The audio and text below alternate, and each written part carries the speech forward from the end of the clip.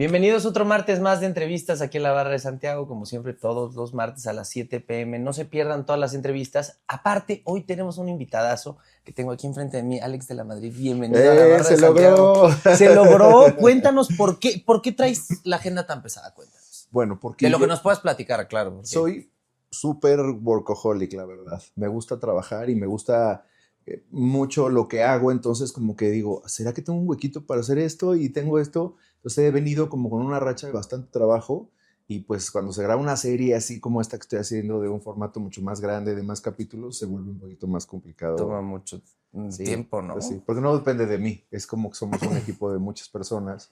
Entonces hay que estar ahí como regulando, pero aquí estoy, siempre. Oye, Alex, bienvenido a la Barra de Santiago. Te voy a contar un poquito del proyecto, también si hay público nuevo y público que acaba de llegar y es el primer capítulo que ve y no me conocía, me voy a presentar. Mi nombre es Santiago, host de la Barra de Santiago, y te voy a contar un poquito detrás de este proyecto, que vamos a estar platicando, de dónde viene la entrevista, dónde la vamos a dirigir, etcétera, ¿no?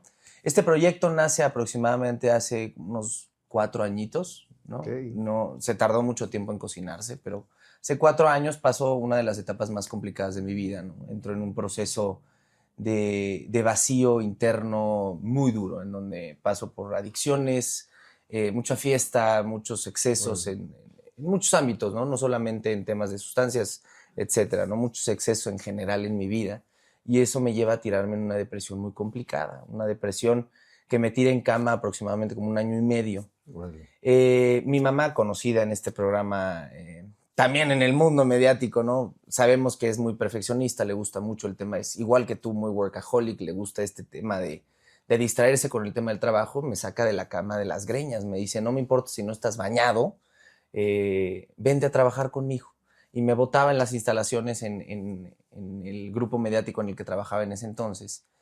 Y pues ahí me daba yo mis vueltas y tú, como buen actor, sabrás que pues va la gente a hacer promoción, Sí. va a platicar de sus nuevos proyectos, etcétera, ¿no? Gente que yo admiraba en ese entonces y bueno, hoy en día cada vez más. Y pues yo pasando lo que estaba pasando les preguntaba qué estaban viviendo, porque pues la prensa mexicana tiene muy glorificada a todas estas personas, ¿no? Que se dedican al medio, que son perfectos, que no sufren de absolutamente nada, que nunca han vivido nada malo o nada que los haya forjado como seres humanos, ¿no? Entonces me sentaba yo a preguntarles de estos temas, pasando yo lo que estaba pasando, y me empecé a encontrar historias muy parecidas a la mía. Y lo primero que me vino a la cabeza fue, si yo puedo llegar a contar estas historias de éxito y de resiliencia detrás de personas que la gente admira, pues quizá podamos afectar a gente allá afuera que esté pasando por momentos iguales o parecidos. Y si ustedes lo lograron, ¿por qué carambas nosotros? ¿No? ¿Cuál es la diferencia? Exacto. Entonces empecé a contar estas historias desde hace ya un ratito, llevamos 4 meses contando estas historias y la verdad vamos muy bien, muy contentos y nos gusta empezar las entrevistas con la misma pregunta, porque estamos conscientes que ustedes como actores, cantantes, etcétera, pues van a muchas entrevistas y ya tienen este guión, ¿no? Este guioncito bien planeado. Entonces nos gusta empezar desde otro lado. Siempre empezamos con la misma pregunta y es, ¿a qué olía tu casa cuando tenías 7, 8 años? Es una pregunta que, como siempre, que encierra muchos sentimientos encontrados. Olía a casa, a comidita, odiaba el olor a frijoles de Olla Express. Eso es que siempre llegaba y olía, sí, se olía, es como un olor muy particular. Y olía a muchas cosas. Una época de los 80s de mi infancia donde había mucha fiesta, cigarro, ¿no? ¿En tu casa? Sí. Muy buenos anfitriones siempre mis papás. Y cuando olía pues a Navidad, olía mucho a Navidad, que es mi época favorita, y olía a muchas cosas. O sea, era una casa que hasta la fecha tiene el mismo olor, que regresar ahí y sentir, ahora sí que darle el golpe a la casa es muy parecido al que estaba de chiquito, y pues me trae muchísimos recuerdos. Si estuviéramos entrando, por ejemplo, llegando a la escuela, cuando llegabas todo cansado, ya con la maleta apenas retorcido, ¿no? ¿Qué sería lo primero que me enseñarías de esa casa? Yo creo que el patio. El patio fue mi salvavidas, mi lugar de creación, porque siempre fue muy inquieto y siempre me imaginaba cosas y ponía a los perros a actuar y a mis hermanos que les daba una flojera terrible y entonces tú eres el cochinito 3 y tú eres el lobo y vamos a correr todos, yo soy el más chico. Es como que eran muy considerados conmigo. Y pues ahí es donde hacíamos todo, organizábamos todo, el supermercado falso, todo existía ahí. ¿Qué ruidos había en tu casa? Dentro de esto que me dices que había mucha fiesta o, no sé, mucha actuación todo el tiempo, ¿no? Una familia. Una familia muy ruidosa, en general, en todos los aspectos. Roncan, pero gritan, pero hablan fuerte, pero se ríen, pero, o sea, era una casa muy viva, muy, Qué muy bonito. de mucho sonido. Entonces era el perro, pero el garage, pero mi papá, pero el timbre que suena hasta la fecha es un timbre que yo no sé por Horroroso. qué nunca lo cambiaron, pero es de que suena y es así de ahí. Eso, es una casa ruidosa. ¿Hay algún gesto de tu papá que no se te haya olvidado hasta hoy en día que haya tenido en ese momento? Fíjate que lo más cañón de mi papá es que éramos muy diferentes. Fuimos dos maestros y dos alumnos muy, muy interesantes, porque en el fondo y detrás de todo eso somos muy parecidos. Y Ok. hay una cosa muy bonita que yo físicamente cada vez tengo más cosas de él. Las manos, la manera de cómo se duerme. Hice un video de una promoción que hice y me vi caminando de espaldas y pensé que era mi papá. Qué bonito. Hay cosas muy, muy similares, más que todos mis hermanos. O sea, físicamente y como hablo y como muevo las manos y como me siento que me puedo alcanzar a ver en alguna serie o algo así. Y digo, no manches, soy mi papá. O sea, sí. ¿Qué es lo que más te gusta de parecerte a él?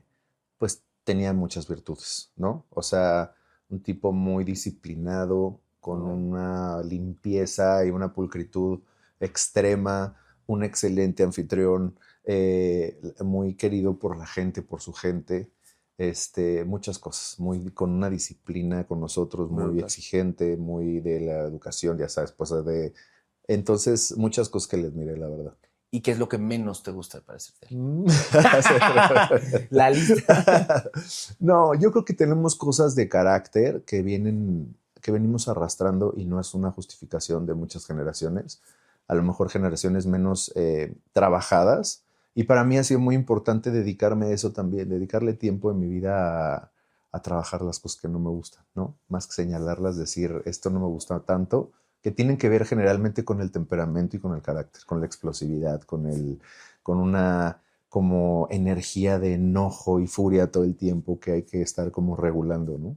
Si me pudieras poner en ese momento de tu vida algún ejemplo de esta explosividad, alguna situación, algún evento que tengas presente, que me pudiera poner en contexto justamente este... Yo creo que era la exigencia, o sea, si en la escuela pasaba algo que estaba fuera o que no llegaras a las calificaciones o alguna cosa así, mi papá pasaba de estar normal a un brinco de enojo y de sentir un terror y un pánico. Era un tipo de casi 2 metros, Órale, ¿no? Que imponente. súper fuerte y con una voz muy impresionante. Entonces era un señor muy imponente que la gente en la calle era como de, ay, cuidado. Entonces, pues eso mismo sentíamos nosotros también, ¿no? De chiquitos en la Ujú. escuela, estar con la comida, con la educación era muy particular. Era como ¿Comían de, juntos? siempre comíamos juntos. ¿Qué se platicaba en la mesa? Pues de todo, porque había esa disciplina y por el Ajá. otro lado tenemos el humor muy pues, fuerte, ¿no? Entonces hacíamos burlas, O sea, su bromas, humor negro. 100%. 100% y durísimo. O sea, la gente Ok. que no nos conoce a decir, o sea, nos hemos aprendido a reír de cosas muy fuertes. Esa es una cosa que en mi vida me ha acompañado y que también me ha salvado de muchas cosas. Y teníamos jueguitos, entonces si decías cierta palabra te tenías que pegar en el hombro y si a alguien se le salía un eructo te pegabas en la frente y si no levantabas la mano. Entonces era una mesa como de los locos, ¿no? Como de, Ajá. decías algo y pa, pa, hasta mi abuelita, que era una mujer decentísima, ya levantaba su dedito para que no le pegaras en la frente, porque, o sea, era una dinámica muy, muy divertida. Qué divertido, Sí, sí, caray. ¿Te sí, sí, acuerdas de sí. alguna conversación en específico dentro de esa mesa que te haya marcado hoy Fíjate en que día? hubo una conversación que nos seguimos acordando, nos da mucha risa, que hablamos de la marihuana. ¿En Sí. serio? Y entonces Ok. ellos, como haciéndose los cool, no había tanta apertura como ahora de esos temas que se habla Ujú. bastante, era un poquito más restringido. Y cada uno contó la experiencia que tuvo. Mi mamá es una mujer increíble, es como muy naive, es como muy así, y contó que una vez fumaron en un coche, entonces ella se bajó y sintió que estaba en Londres, y yo me imagino que estaba súper pacheca, y lo que en realidad le pasó es que y mi papá contaba cosas un poco más fuertes, pero siempre fuimos como muy abiertos. En realidad Eso fue es una bueno. familia muy abierta a pesar de la época y a pesar de esta doble moral que sigue existiendo, pero que había más marcada en esa época, ¿no? Dentro de esta apertura había temas difíciles que si se tocaban en la mesa había una respuesta quizá un poquito menos abierta, poniéndolo así. Mm, Pues fíjate que no. Generalmente los temas incómodos tenían que ver con las familias. O sea, que si la Ok. tía era de cierta manera, que si eso era lo complicado. Ahí era donde es que tu familia, pero tú, ahí es donde venían como... Pero en temas así como de... O los amigos que no le gustaban a mi papá, ¿no? Y que el mugroso tal, y que el otro no sé qué, y que tus amigos, no sé qué. Mi hermano tiene amigos, de que levantas una piedra y tienes el amigo de mi hermano, y, ¿no? Entonces eso le costaba un poco de trabajo a mi papá. Me quedé con algo dentro de la conversación porque se repitió, o sea, lo repetiste varias veces y supongo que es por algo importante, ¿no? El tema de que era un buen anfitrión. ¿Te acuerdas de alguna fiesta que haya dado donde te hayas sentido en un panorama? Quizá en ese momento no lo hayas captado como tal, Sí, sí, sí. pero años después hayas dicho, güey, no mames, ¿dónde estaba? Así, tal cual. Fíjate que yo hice la serie de José José y muchas de los 80, pues es la misma época. José José es el referente en mi vida en general, porque era vecino de mi papá, porque eran amigos, porque se conocían, porque es la misma época, porque hubo problemas ahí también con ciertas adicciones. Y de pronto estoy grabando cuando José José en su mera época en los 80 y se escuchaba mucho el ruido de los vasos. Que Ujú. cuando está chiquito y es así de ja, ja, ja, ja, y Sí, que sí, chocan los sí, el vasos. salud. Ajá, el salud. Y y me acordé y dije, claro, en mi casa siempre había eso. Había una barra enorme con una pared de espejos, pues, 80s, ¿no? Ujú. Y en el otro había como un paisaje así. No era la casa de Huichomis, pero sí era un panorama así. Y me acuerdo mucho de las fiestas de mi papá. Llegaban los amigos que tocaban la guitarra, pero después alguien se echaba un chiste, tenía amigos que contaban chistes. Entonces era como un ambiente, pues ese, ambiente de los, Padrísimo. sí, sí, sí, muy divertido. Oye, dentro de esta relación familiar, hay no sé si es mal concepción, porque se me ha cumplido de repente cuando pregunto, pero dicen que el chiquito es el más consentido. ¿Cómo te fue a ti? Este, Mis hermanos dicen que sí, yo digo que no, pero cada quien tiene perspectivas diferentes. Sigo siendo muy cercano a mi mamá, pero Ok, por mucha empatía. Nos gustaba bailar, nos gustaba qué cantar, me bonito. acompañó muchísimo en mi carrera de cuando estaba chiquito, porque empecé muy chico. Y de formas de ser y de gusto somos muy parecidos. Entonces, no es que fuera consentido, pero fuimos más amigos, fuimos más cercanos, seguimos siendo muy empáticos en las cosas que nos gustan. Este, yo no creo que haya sido el consentido. Yo creo que yo adopté de pronto un lugar que no me correspondía. En el sentido Me volví como el hermano más formal, el mayor, el que trabajaba, el que daba consejos, el que, ¿sabes? O sea, no, como que me quité de ese lugar y me pasé a ser a veces como un poco el hermano mayor.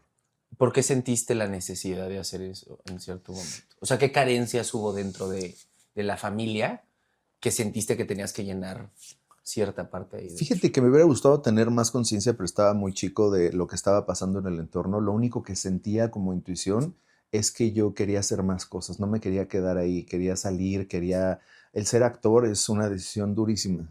Es salirte sin contactos, sin decir, y ahora, pues yo quiero ser actor, pero luego, ¿cómo le haces? Yo sabía que era actor, yo sabía que lo quería hacer.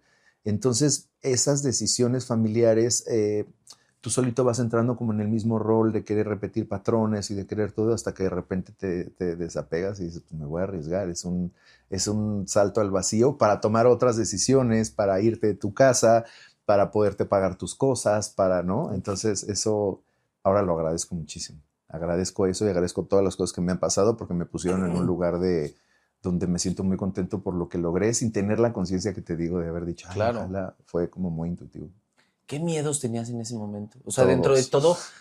todo, pero al final digo, son estos saltos que dices que tomas, ¿no? En cierto momento, quizá no siendo tan consciente, pero son precipicios enormes, Sí ¿no? son. En donde de repente no sabes si vas a caer parado, si vas a caer O con de lo que te vas a espaldas. encontrar, ¿no? Sí, Que de claro. pronto es como que yo sigo teniendo la misma sensación cuando actúo. Tomo decisiones cuando hago escenas y todo que digo, ay, Dios mío, o sea, No sé qué hay ahí atrás, pero lo voy a intentar. Entonces fui como muy inconsciente para hacer las cosas. Y a mí me decían, ¿sabes cantar? Sí. No tenía ni puta idea, o sea, no sabía nada. ¿Sabes actuar? Y yo, ay, claro, por favor. Y te aventarías una coreografía y yo, ay, por supuesto. O sea, fui muy inconsciente y eso me sirvió que fuera muy descarado, muy aventado, muy diciendo, pues si no me sale, no. Entonces yo sigue siendo para mí una un poco ley de vida decir, arriesgate, Uf, aviéntate. O de repente sea, también difícil, muy ¿no? difícil, muy difícil. Y los miedos de los que me preguntabas, miedoso de todo. Soy súper miedoso. No me gusta No, esta no, onda no, de... no me asimilas a Todo el una mundo me persona. dice lo mismo, pero eso, o sea, Digo, y menos con lo que cuentas, ¿no? Empezando desde muy chiquito en la actuación en un mundo tan bueno, complicado. te voy a invitar a ver una película de terror al cine para que vivas la experiencia. Pero creo que es diferente, ¿no? Bueno, no Sí, sé, sí, no sí, sé, sí, no sí, sé sí. Sí, cómo. son como de cosas así como muy, cosas feas, visuales, no me gusta. O sea, como que también trato de cuidarme porque no me gusta. Pero tengo amigos que hacen toda la experiencia y entonces mientras más sanguinaria sea, les gusta y yo estoy así de... Tienes dentro de, justamente, me gusta este tema de los miedos, me parece que es algo que nos marca a todos como seres humanos, es algo que vamos a cargar, que al Sí, final nunca se quitan, hay maneras de superarlo, o maneras de cargarlos, sí. etcétera. Pero ¿hay algún miedo que sigas teniendo que tenías de chiquito? Fíjate que los miedos más grandes que he tenido, unos nunca han pasado y seguramente nunca pasarán. Y los que tenían miedo que pasaran, pasaron. Y cuando pasaron, cuando estás parado en ese lugar, dices, ah, ok, era esto. Sobrevives a todo. Claro, Sobrevives a las cosas que te dan miedo y de decir una muerte cercana, un miedo de algún trabajo o algo así. Cuando estás parado ahí dices, creo que nosotros crecimos con unas creencias de las cosas, ¿no? Arraigados a ciertos miedos que te decían, cuidado porque no puedes hacer esto. Y entonces, pues estábamos llenos de límites. Y el momento en que estás ahí dices, no estaba tan duro. Entonces ahora no soy miedoso de eso, no tengo miedo de eso. Tengo miedo de la gente que quiero, tengo ok. miedo de, pero de mí, de que me pasen cosas a mí, no. ¿Qué miedos se te cumplieron que dijiste, bueno, no estuvo tan mal? Las muertes cercanas, las Ok, muertes de la gente que quiero que, pues vas aprendiendo, ¿no? Siempre son diferentes y siempre se tocan en lugares y se acomodan en lugares diferentes, pero voy a decir una cosa que a lo mejor es muy fuerte, pero en las muertes se encuentran ganancias también. Hay ok. tesoros escondidos, hay cosas que aparecen y hay cosas que florecen y hay cosas que... Y pues ahí es donde te confronta la muerte de alguien más con la tuya. Y dices, la vida es súper bonita. Y de pronto dices que estoy perdiendo el tiempo. Nos falta tiempo para hacer tantas cosas. Yo siempre siento que me falta tiempo. Siempre siento que valoro mucho esta cosa de decir, vive la vida, no te distraigas. No te distraigas en un pleito, no te distraigas en un problema, no te distraigas en un conflicto y ve por lo que quieres y ve por lo que necesitas. ¿Cómo afrontas? Ni siquiera sé específicamente cuál es, pero me parece que la vida en general es de primeras veces, Sí, ¿no? ¿Te acuerdas cómo fue esa noticia de la primera muerte cercana que tuviste? de mi abuela.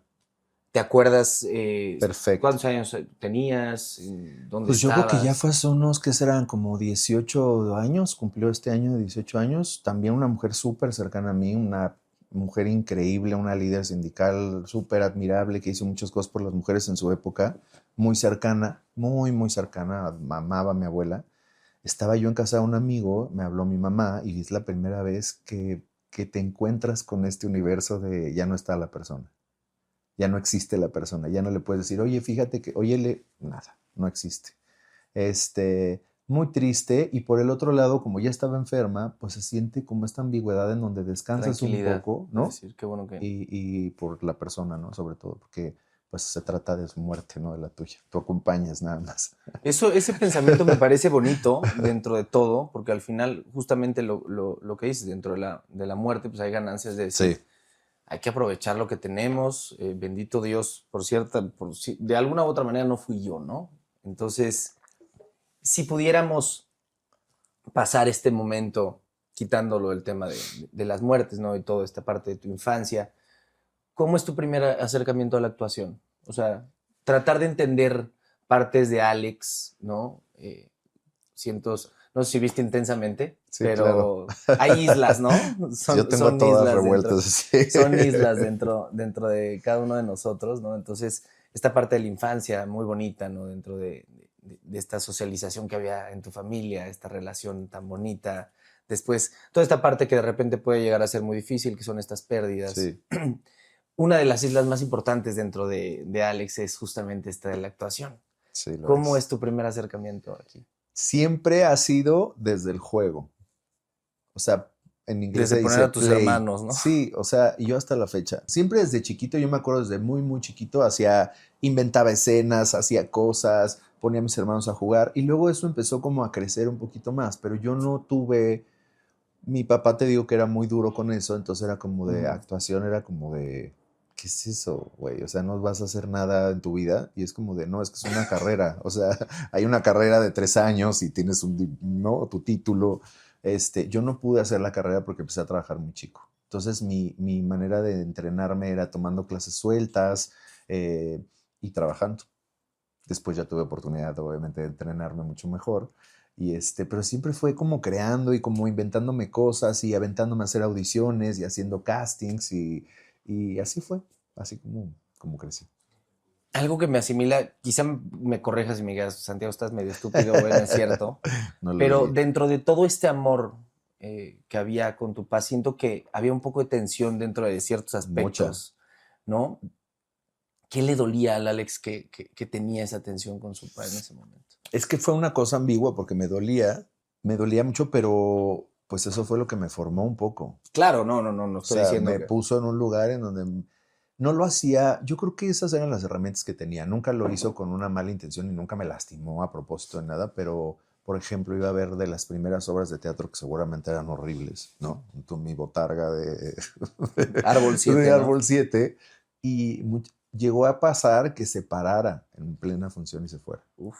Y decirme, híjole, esto está mal. Siempre fue hasta la fecha, hasta los últimos años, era de esas corbatas que te están poniendo en esa serie están muy mal hechas y te ves mejor bien rasurado y te ves mejor como bien derecho porque a veces te ves jorobo. O sea, siempre fue, no desde la crítica como para, ¿no? Pero siempre como buscando que yo, y cuando hacía las cosas muy bien o le gustaban a él mucho, a mí me felicitaba, que era un tipo muy serio con una voz así, y afuera, bueno, unas flores y es que mi hijo y no lo has visto en dónde estaba, pero a mí no me lo decía.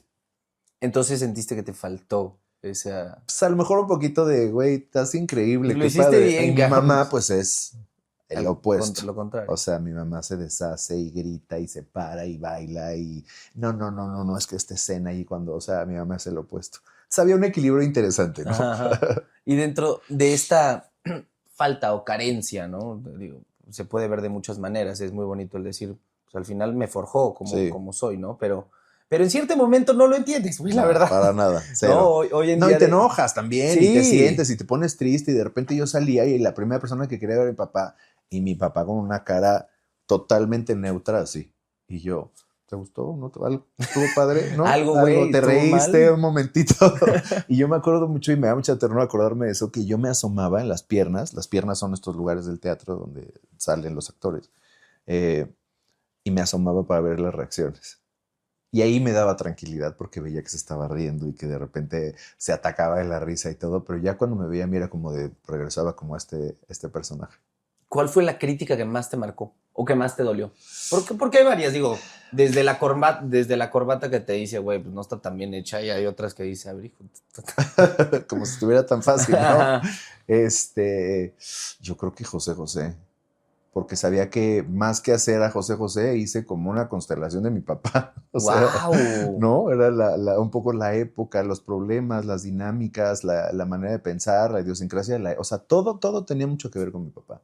Y entonces él era como de, no, tú no sabías lo que pasaba en ese momento. Y es que yo le decía, es que yo no lo escribí.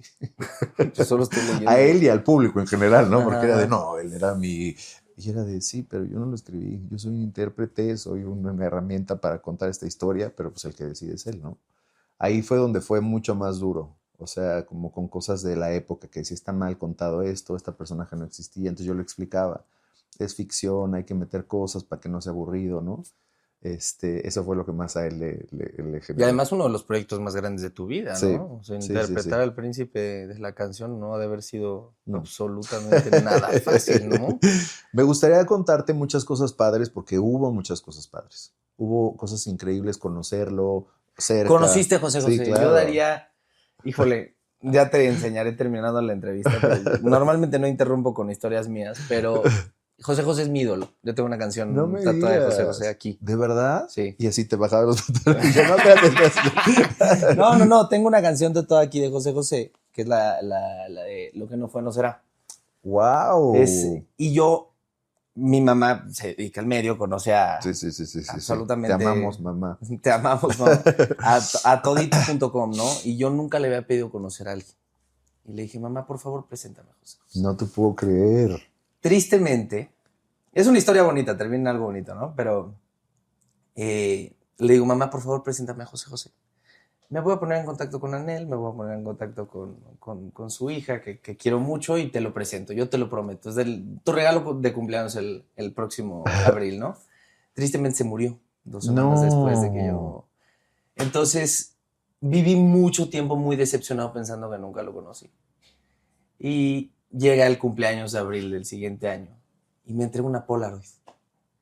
Y soy yo, a mis 4 años, al lado de José José. No, qué bonito. Es de las experiencias más bonitas que he vivido en mi vida. O sea, sí lo conociste. Sí lo conocí, o sea, puedo dormir tranquilo con conocí al príncipe y soy fanático número 1. Entonces, pues me interesa mucho que me cuentes cómo fue todo este tema de... A ver, no te voy a tirar a tu ídolo tampoco, ni lo voy No, a ver, para sé, Es, o sea, es complicado. sé detrás todo lo que hay. Me refiero, ídolo no me refiero como ser humano, porque mucha gente lo conocía, decía que era un ser humano precioso, tenía sus Sí, errores, ¿no? Vivió una carrera complicadísima. Yo hablo en el tema muy musical, soy fan número 1, Es increíble. tengo acá sus vinilos y todo el tema. Que me dijeras, tengo otra canción acá tatuada de canción. No, tengo, Sí, tengo sus vinilos por acá. En el tema musical soy muy fan. Es que pero me gustaría, por ejemplo, tú que estuviste, aparte de José José, creo que no hay nadie más cerca de su vida que quien lo interpreta, ¿no? Fue bonito porque él contó la historia que él quería contar y le interesaba mucho hablar conmigo para saber, cuando supo que era yo hijo de Manuel, mi papá, que era su amigo, que conocía un poco el entorno de dónde venían, que era clavería, que eran las canciones, la época, ¿no? La ropa. Sabía perfectamente que yo, además de ser el actor que habían escogido para eso, que fue un filtro de muchas cosas, porque no nada más era que medio cantaras, pero que medio eso, sino que dieras una cierta edad para muchas épocas, que tuviera una complejidad actoral, que empezara con ciertas cosas, porque hubo un entrenamiento para mí después con la voz. Él elegía la voz que quería que yo hiciera. Entonces yo le presentaba varias opciones porque no quería que llegáramos a la voz que tuvo al final, para que no se prestara como a una burla. Entonces yo hacía las voces y él me decía, esto está bien, bájale poquito, súbele poquito, esto de... Había mucho tema con la salud. Entonces el árbol para que te pones para decir, este es el árbol de la vida, este es de la salud, estaba muy grande, entonces había que elegir qué sí íbamos a poner y qué no, que si la mano, que si la parálisis, que si muchas cosas. Entonces vino la etapa donde lo conozco, ¿no? O sea, nos sentamos así como estábamos tú y yo, en un lugar rarísimo, como en el sótano de un edificio donde había como una cafetería, como la luz medio apagada, entonces yo como que medio no lo veía. Yo soy muy distraído, para empezar. Eso es importante que lo sepas, porque se me va la onda horrible. Y entonces, pues de repente llega y se sienta y habla muy formal y me empieza a ver y me pone una escaneada, pero tremenda, casi de date la vuelta, porque yo soy mucho más alto que él. Entonces desde ahí empezó a ver como diciendo, qué raro. Y empezamos a hablar de la vida y me decían, tú tienes siempre derecho a una pregunta. Yo puedo hablar. No, pues imagínate, en mi cabeza estaba diciendo, tiene que ser una pregunta que tengo que aprovechar para la interpretación. Yo no es que quisiera estuviera chismoso con su vida. Sí, claro. O sea, no me metería en ese tema. Pero sí tenía que saber cosas que me dieran herramientas a mí. Y entonces, pues él me dijo, y este me hizo daño. Creo que esa generación, sobre todo, está muy marcado el asunto de la víctima, que no se trabajó mucho, ¿no? Ahora nosotros somos un poco más confrontativos de hacernos responsables de lo que hemos hecho. Y al final se me ocurrió, que fue algo que se me ocurrió, la verdad, y le dije, ¿y tú de qué te haces responsable? Y fue así para él un rompimiento en donde pudimos hablar mucho más en confianza, en donde pudimos hablar de sus grandes tristezas, que era haber perdido el instrumento, que había sido un don increíble, porque ese señor tenía una voz que no he conocido yo a una persona que tenga esa voz. y luego enfrentarme a un público que eran extras a veces, o eran las personas que ayudan a que se supieran sus canciones, que lloraran, que conocieran perfectamente la historia. Y pues fue muy, las emociones estaban todo el tiempo. Cuando grabamos El Triste se apareció, yo casi me desmayo, porque pues imagínate que para él fue como un regreso a casa 40 años después, en el mismo teatro, la escenografía ¿Fueron a Chile a recreada. grabar? No, eso se grabó en el Ferrocarrilero, en un teatro de aquí de la Ciudad de México. ¿El del Triste? ¿No fue en Los Oti? Perdóname, sí, El Triste, ¿No fue en Los Oti? En... pero fue aquí, donde canta él, fue en el mismo teatro, en la misma escenografía, con la misma Órale. orquesta. Entonces imagínate tú regresar a ver eso de algo que te pasó hace 40 años, para él fue, emocionalmente fue muy fuerte, porque yo Uf. terminé de cantar, la productora me dijo, hazte tantito para atrás, entonces volteo y está él, hecho un mar de lágrimas con el smoking perfecto, lo abrazo, lo pongo, el público se vuelve loco, o sea, fueron momentos muy impresionantes, ¿no? Él hablando conmigo todo el tiempo por teléfono, él tenía me marcaba, es que esta escena, no sé qué, pero conmigo hablaba, le entendía perfecto. Pasaba algo en la comunicación que no sé si le daba la vida para hablar conmigo súper bien. Y nada, fue una experiencia muy bonita. Me tienes Sí, sí, aquí sí, sí, sí, sí, clavadísimo. sí. Y yo, que conocía las canciones como tú, y empecé a entender las letras mucho más grande, ¿no? De edad, o sea, con mucho más experiencia. Cuando grabé, no sé si se llama Cadenas o Desesperado, que estábamos como en un estudio y yo empiezo a tocar el pianista y empiezo a escuchar la canción y se me viene un sentimiento y empiezo a llorar y digo, ¿qué letras son estas? Por eso conectaba tanto con la gente, que las cantaba desde el amor, desde el corazón y empezaba a cantar. Entonces yo ya cada que las cantaba sentía una cosa y decía, qué poderosa la música y la voz de este señor, ¿no? Ay, es que qué increíble, caray. Dentro de esta relación con José José, ¿cuáles son las palabras que más te dejaron marcado que te dio? Pues me dijo lo que te conté ahorita, que tiene que ver con el don, haber desaprovechado y perdido el don que tuve, que es el don. Los dones para mí son cosas que tienes que compartir con la gente para que aporten ciertas cosas, inspiración, sentimiento, te acompañan en tu tristeza, en tu dolor, ¿no? Este, ¿Qué más me dijo? Fíjate que me sorprendí mucho que estaba muy clavado con temas religiosos. Y ahí fue donde yo como que me desconecté un poquito, porque pues hablaba mucho de los ángeles, los diablos, y eso para mí fue como una cosa así. Primero porque no lo alcanzo yo no estoy muy cerca de eso. Entonces, eso fue una cosa que me dejó como muy marcado. Personas que tenía muy en la mira, que decía que no quería, que habían sido sus peores errores, o cosas como muy así, mucho resentimiento y un amor por el público brutal. Ese señor, donde lo pararas, en el momento que estuviera, se tomaba una foto, abrazaba, platicaba, era un tipo muy generoso. Te digo que había una ambigüedad ahí muy interesante. ¿Qué es lo más parecido que tenías tú a él? El amor por su carrera. Y que él no lo quiso así, pero la fecha de caducidad llegó más rápido, porque ya no lo pudo hacer. Y él se empezó a dar cuenta de decir, eligió más el camino de adicción y de todo esto que él lo cuenta, que lo que estaba pasando por el otro lado, que era grandísimo. ¡Wow! Sí, sí, sí, sí, Qué sí. duro este tema de escoger. ¿Alguna vez te sentiste tú a punto de desviarte en algún camino lejos de este don que tienes tú dentro de la actuación? O sea, ya Fíjate, relacionando más a tu vida, ¿no? Fuera de un personaje que interpretas.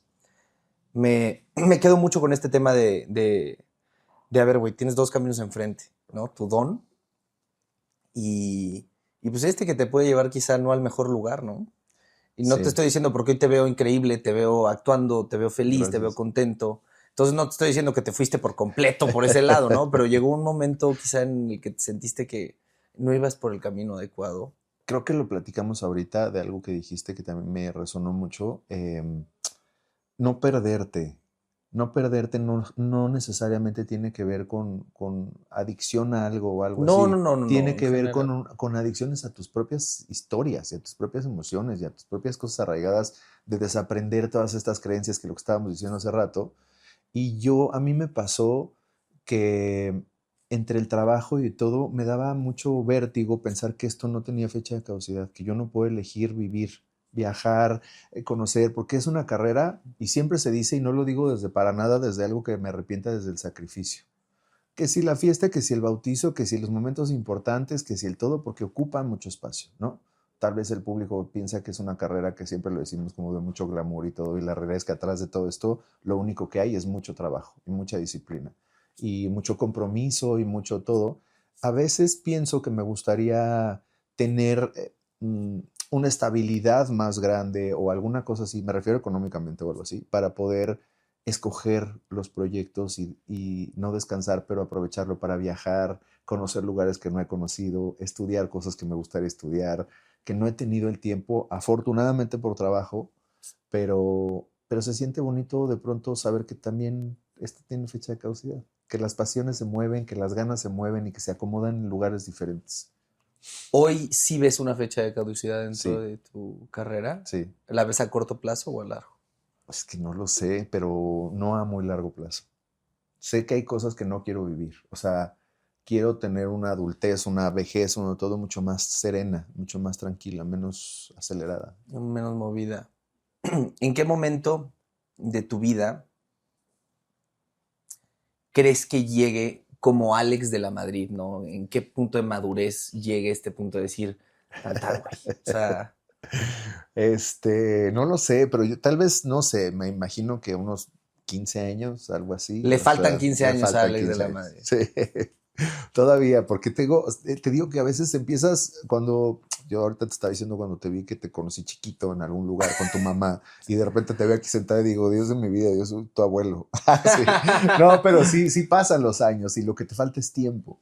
Y a mí me encanta vivir.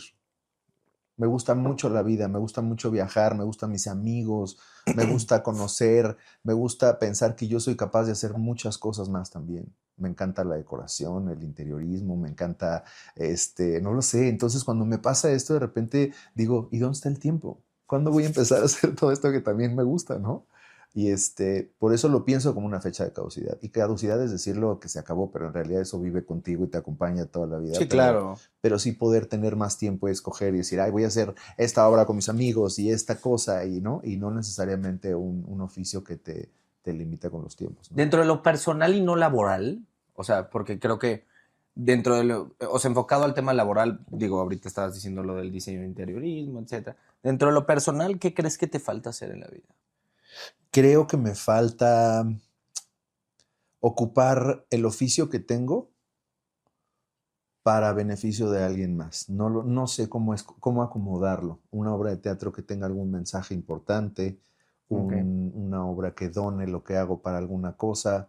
Me falta esa parte. Me falta, yo sé que nuestra carrera, Caritativo el tema. sí puede ser. Me falta eso porque nosotros también somos una vía, ¿no? Para inspirar, por lo que decías tú, que tus historias confronten, que tus historias te acompañen, lo que hablamos y demás, pero me falta algo con eso. Siento que debo algo por ahí. No sé cómo lo voy a hacer, pero lo voy a hacer. Si pudieras contarme un momento en tu vida, empezando por esto que estás diciendo, ¿no? Vamos a agarrarnos de esto, ¿no? Imagínate que hay alguien allá afuera, ¿no? Que está pasando algún momento complicado parecido a algo que ya has vivido tú. ¿Qué momento sería y qué consejo le darías?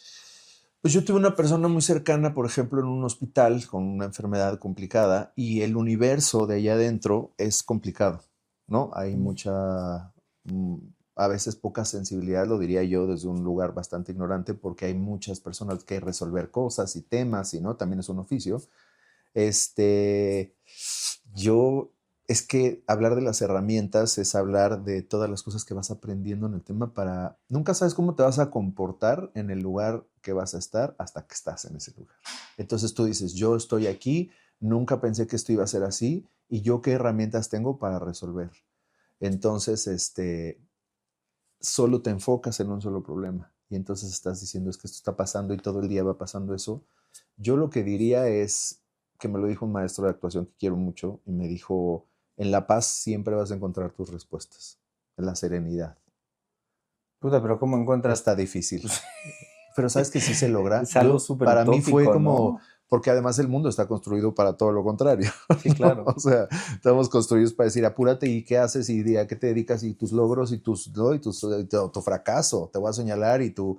Entonces de pronto es como de menos ruido, un ratitito de ruido, de silencio, y eso es una cosa que yo aplico todos los días de mi vida, desde hace un tiempo para acá, que mi cabeza se mantenga en silencio en la mañana con mis perritos y mi cafecito, silencio. Agradecimiento, silencio, y eso hace que me regule un poquito. Si logro meditar, pues ya es un super plus cuando tengo tiempo, para que se regule un poco este asunto del ruido en la cabeza, ¿no? De lo mismo que te dices tú a ti mismo, de muchas cosas. Específicamente en esta situación que cuentas de la persona cercana a ti en un hospital, ¿no? Que puede ser algo muy relacionable con gente allá afuera que está pasando por Sí. momentos. ¿Cómo encontraste tu paz? ¿O no la encontraste hasta después? ¿O hubo una pelea dentro de ti de decir, puta, quiero encontrarla, pero no la encuentro, pero quiero ahorcar a alguien, pero ¿por qué estoy yo viviendo esto? Me sentí como con la responsabilidad, una, de que mi oficio sirviera para algo, ¿no? Entonces me inventaba personajes.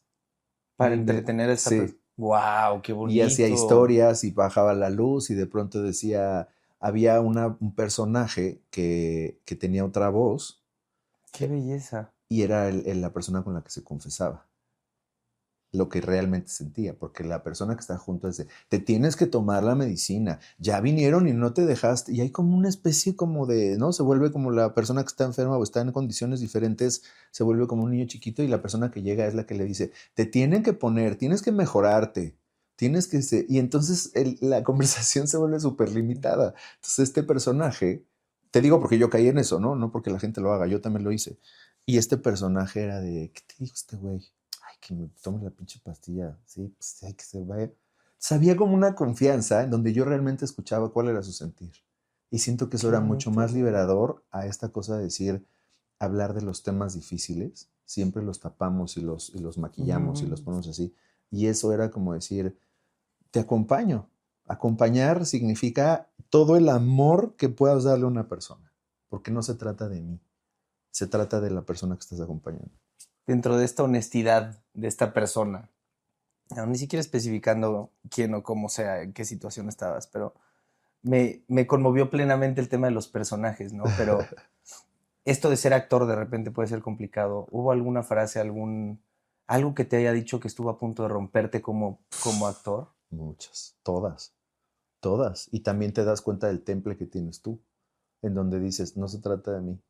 Claro, cosas durísimas, ¿Qué porque te tiene que dijo? ver con cosas de, yo no sé por qué decidieron que me pusieran esa medicina y me dormí todo un día porque perdí un día de mi vida.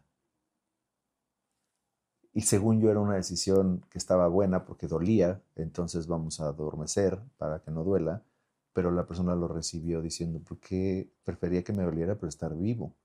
Uf. Esas cosas que te van rompiendo y en el momento dices, puta madre, o sea, pues uno también de repente toma decisiones ahí, ¿no? Inmediatas, no, no tienes tiempo, lo que menos tienes es tiempo. ¿Con qué personaje crees que se quedó esa persona? Yo ¿Cuál creo fue que el con más algo importante? padre, por la experiencia. Había unas lamparitas de colores que cambiaban de colores, entonces bajábamos y la temperatura y ahí es donde yo es lo que te digo, por eso te digo que debo algo con eso, algo que sirva de mi A mí esto me oficio. parece de las historias más bonitas que he Está escuchado, de bonita. verdad, y he entrevistado, ya llevo cuenta de personas, ¿no? Pero me parece tan, ay, ¿cómo lo podré poner en palabras, ¿no? Tan, no empático, porque siento que va mucho más allá de una empatía, ¿no? Porque también es un tema personal, ni siquiera solamente estás Sí, pensando en el del enfrente, ¿no? Pero el hecho de jugar contigo como persona para poner contento al de enfrente sabiendo que sí, estás viviendo una situación de semejante magnitud, sí. a mí me parece el ejemplo más bonito de un ser humano que hay en la faz de la Tierra, ¿no? Entonces me conmueve plenamente esto. Gracias, Ángel. ¿Crees que te quedaste con ganas de decirle algo tú, aunque sea? Siempre hay mucho que decir. Siempre te quedas con, ay, debí haber hecho tal, pero eso pasa en la actuación. Pero hay una regla de oro que es increíble en la actuación. Error y avanzas. No te puedes quedar dando vueltas ahí, porque si en el teatro te quedas en el error, ya se te acabó la función y ya no lo pudiste resolver. Entonces me equivoqué en una canción, me equivoqué en algo que no quería decir, me equivoqué con la persona, avanzo. Avanzo con la persona, avanzo conmigo, avanzo, pero avanzo. Entonces, eso para mí ha sido una ley de vida. Error y avanzo. Avanzo porque no dije eso, pero también hay un montón de cosas ¿Qué sí que dijiste? sí dije. ¿Qué sí dijiste? ¿Qué sí le Todo, dijiste? todo lo que quise, todo el amor, todo la compañía, todo lo bueno, todo lo malo. Y cuando se quitan esos filtros, cuando estás en una etapa tan vulnerable y tan sensible y tan al límite, se siente delicioso. Porque ponemos muchas cosas antes de decir quiénes somos en realidad y hablar con Muchas honestidad, barreras, mucho, muchas. todo, y mucha parafernalia, y entonces mucho. Y de pronto cuando estás ahí dices, pues esto soy. Tengo un chingo de errores y la he cagado y me he equivocado, pero pues esto soy, ¿no? Ujú. Se siente padre. No, hombre, está precioso, qué bonito. Me parece una anécdota, una historia de vida bien, bien bonita, Sí, ¿no?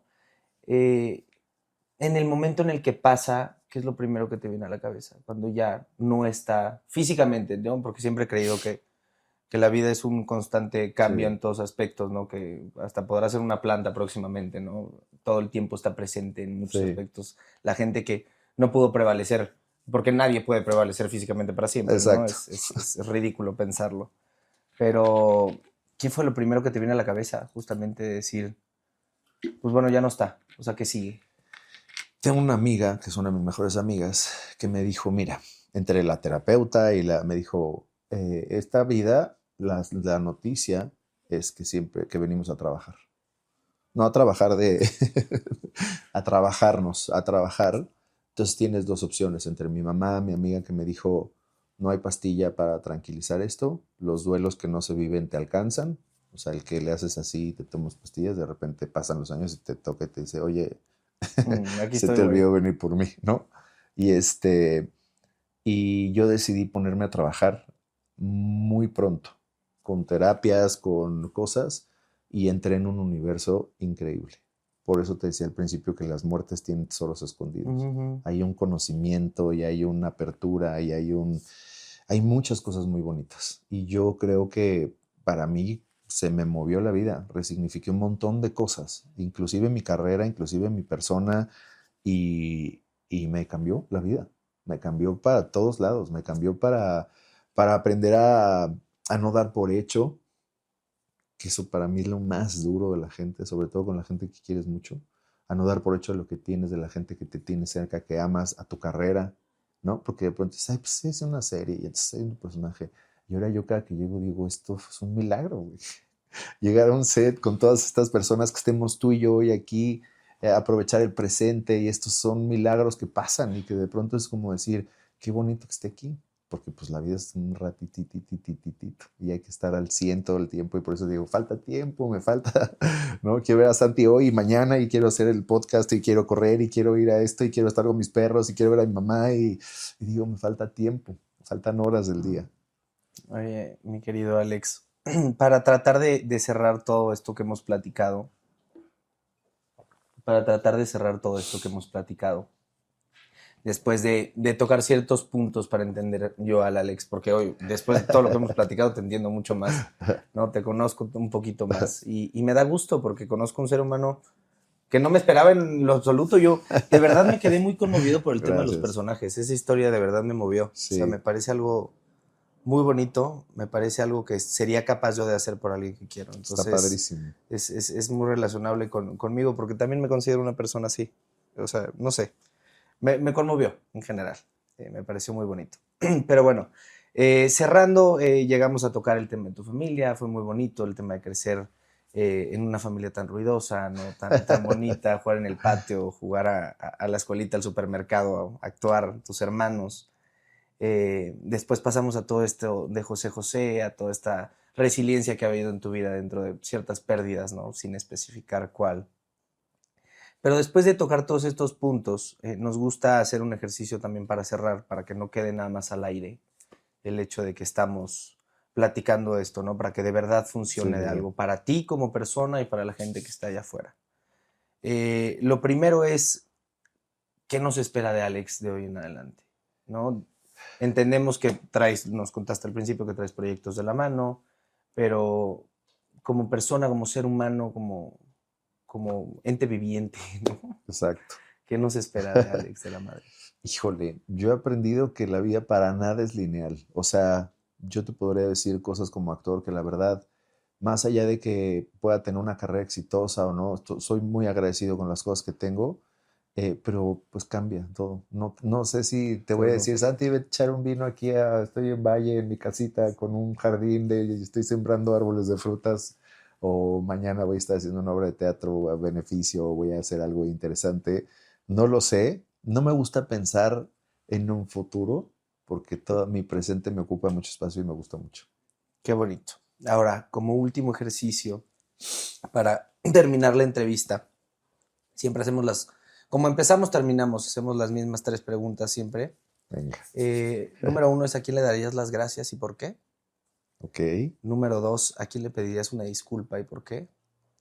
Y número 3, ¿a quién le pedirías? Y este es un caso hipotético, entendemos, porque muchos nos dicen, ya sabes, este tema de, no, pues es que nadie me merece, etcétera. ¿No? Entendemos que es un caso hipotético, es nada más un hecho de decir, bueno, quizás si alguien te lastimó en tu pasado y no lo sabe, es como para decirle, oye, güey, mira. ¿Y a quién le pedirías que te pidiera una disculpa? ¿Qué preguntas? ¿A quién le daría las gracias? Híjole, es que se me vienen muchas personas, así que tengo a mucha gente a que agradecerle. Mucha gente a quien agradecerle. Pero en esta ocasión, y a lo mejor te va a parecer, a ti no, porque sé que soy una persona sensible, pero bueno, a la gente que... perdí a mi perrito, ¿Mm? que amo y amaré por siempre, que fue el primero que estuvo conmigo, que tuvimos una relación muy cercana hace muy poquito tiempo. Y es increíble, no sé si tú lo compartas, pero es increíble el amor que se tiene uno por los animales, ¿no? Y era pues casi mi hijo. Estoy diciendo una cosa. Pero me enseñó muchísimo. Me enseñó de cómo transitar en una vejez, cómo acompañar, cómo resolver, y yo le voy a agradecer por siempre el amor incondicional y todo lo que me enseñó y todo lo que me acompañó. Antes de que termines de contestar, es brutal el amor que le tenemos a las mascotas. Y el otro día me metí a investigar porque también perdí a mi perrito hace poco, Uf, hace como 3 semanitas. uf, Y me metí a investigar por qué nos duele tanto. Y o sea, me apareció una respuesta que me pareció muy curiosa, no sé si concuerdes, pero nos duele tanto la pérdida de una mascota porque no relacionamos ningún trauma claro, hacia su comportamiento y hacia todo lo que vivió claro. cerca de nosotros. Entonces no tenemos nada de qué agarrar, nada malo de qué agarrarnos Qué para que nos fuerte. duele un poquito menos.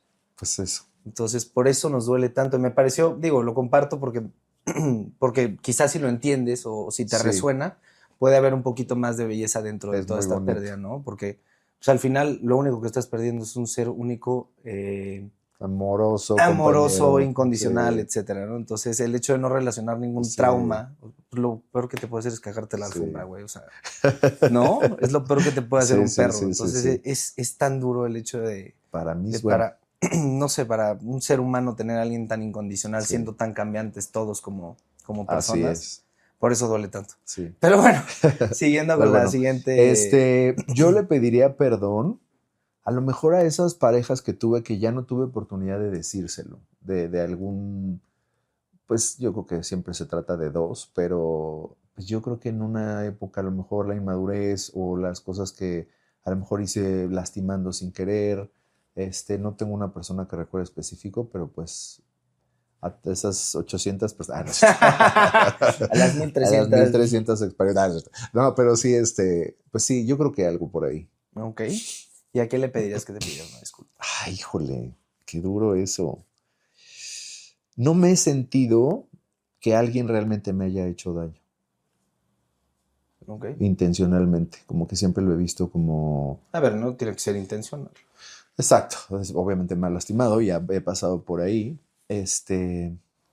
No tengo a nadie que te pueda decir que me pueda pedir una También disculpa. es válido. Digo, es parte del ejercicio, ¿no? El hecho de reflexionar. Sí, Pero yo quiero darte las gracias por venir a la Barra de Gracias a ti, Santiago. Santi. Estoy encantado de haber podido platicar contigo. Igualmente. ¿Hay algo más que te gustaría aportar antes de...? Nada, pues. Y lo pregunto porque normalmente me interrumpen antes de despedirme. Fíjate que. No sé, algo que quieras compartir, algo más que quieras decir. Nada, agradecerte el espacio. Por supuesto que me encanta conocerte. Ya así he hecho todo un hombre. También eres inspiración para mí. Gracias por Gracias. compartir tu historia. Sabes que quiero mucho a tu madre y que nada, que este sea siempre un espacio de esto, de esta empatía y de esta convivencia. Y te agradezco mucho el espacio. Muchas gracias, mi querido Alex. Gracias a todo el público que se quedó. Les mando un fuerte abrazo. Nos vemos el próximo martes para más entrevistas.